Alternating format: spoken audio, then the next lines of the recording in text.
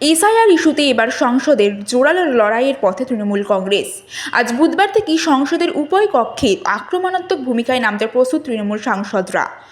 মঙ্গলবার বিকেলে দিল্লির সাউথ অ্যাভিনিউতে দলের সংসদীয় বৈঠকে উপস্থিত থেকে স্পষ্ট রণকৌশল ঠিক করে দেন দলনেত্রী এবং মুখ্যমন্ত্রী মমতা বন্দ্যোপাধ্যায়। বৈঠকে এসআইআর প্রক্রিয়ায় ক্ষতিগ্রস্ত পরিবারের সদস্যদের হাজির করা হয়। তারা সরাসরি সংসদের সামনে তুলে ধরে নিজেদের হয়রানি, দুর্ভোগ আর হেনস্থার অভিজ্ঞতা।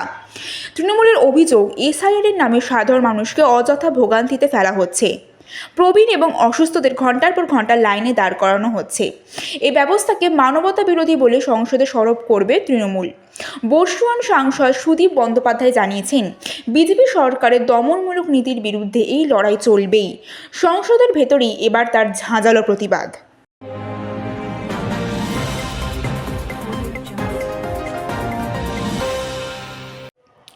ভারত মার্কিন বাণিজ্য চুক্তি চূড়ান্ত হওয়ার ঘোষণায় যখন উচ্ছ্বসিত প্রধানমন্ত্রী নরেন্দ্র মোদী, তখন সেই চুক্তি ঘিরে তীব্র রাজনৈতিক তরজা শুরু দেশ জুড়ে।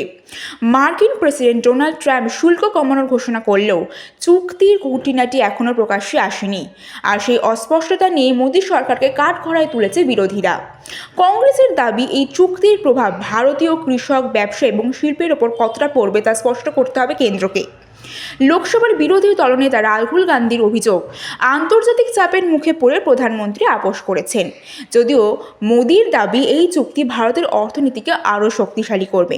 প্রশ্ন একটাই, এই বাণিজ্য চুক্তি কি ভারতের লাভ নাকি রাজনৈতিক চাপের ফল? বিতর্ক এখন তুঙ্গে।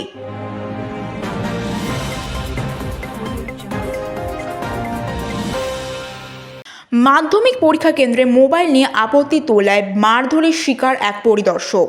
আর সেই ঘটনাতেই তোলপাড় রাজ্য শিক্ষা মহলে। পূর্ব বর্ধমানের জামালপুরে আজাপুর হাই স্কুলে গ্রুপ ডি কর্মী এবং কয়েকজন শিক্ষক মোবাইল নিয়ে ঢোকায় আপত্তি জানান পরিদর্শক প্রশান্ত কবিরাজ। অভিযোগ, সিসিটিভি বন্ধ করে তাকে বেধড়ক মারধর করা হয়। ঘটনায় কড়া পদক্ষেপ নিয়েছে মধ্যশিক্ষা পর্ষদ।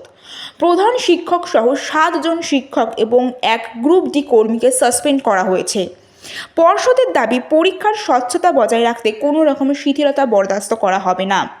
মাধ্যমিকের দ্বিতীয় দিনেই এই ঘটনায় বড় প্রশ্ন, পরীক্ষা কেন্দ্রের শৃঙ্খলা রক্ষায় আরও কড়া নজরদারি কি এবার বাধ্যতামূলক?